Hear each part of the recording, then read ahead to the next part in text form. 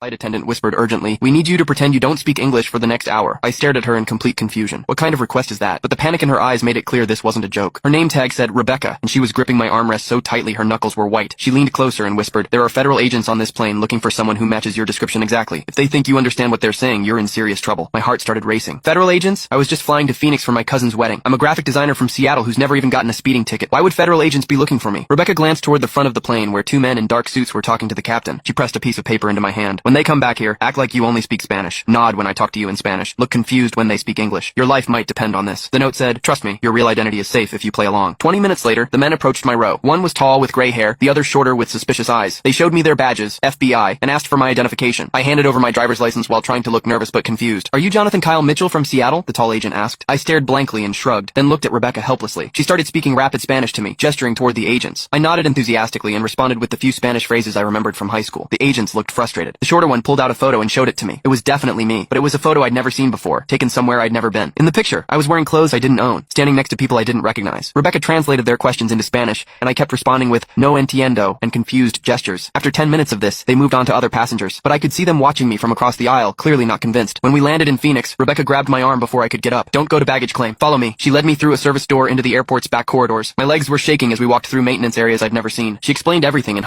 Click the link in my profile to watch the exciting follow-up.